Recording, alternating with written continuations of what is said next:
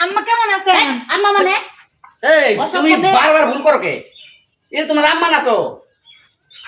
ব্যবহার এমন কে? এটা শোনো আমি কই তোমার ঠিক আছে। আমি বিয়া করে নতুন বউ কেবল নিয়ে আসলাম। তাহলে এই যে পাঞ্জাবিটা তুই নিয়ে তো পরা। বিয়ে করাটা কি তোর স্বভাব? তুই যে এই পাড়ার মধ্যে বিয়ে করছিস, এটা মা না তেরে কে? আবার বিয়ে করে লইছস। এটা তোমার বড় আফা। বড় আফা মানে গোলামের পুত তুই কইছিস তো একটা বিয়া করছ না, তুই মিছা কথা আমার বিয়া করছস আবার কইছ বড় আফা মানে তোর কি আর বড় আফা, তোর তো কোনো বইনি নাই। ওই তুই যে আমার বিয়ে করে তুই গেলি আমার খরচপাতি কই? আরে কি ঝামেলার মধ্যে পড়ে গেলাম শুনো। এই তোমরা সবগুলা এটা কেডা?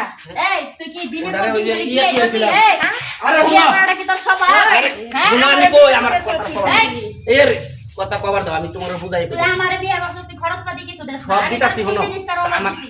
তুই আবার শেফালি দিয়ে বিয়ে করছিস, আবার আরেক মাইয়া লইছস, তুই শহর থেকে আসছিস। আমার কথাটা শুনবা, আমার কথাটা শুনবা তোমরা। না আমার কবার দাও কথাটা। ক। আমি কইতেছি ঠিক আছে। এই যে হলো নতুন আমি বিয়া করে কেবল নিয়ে এলাম। এই, তোমার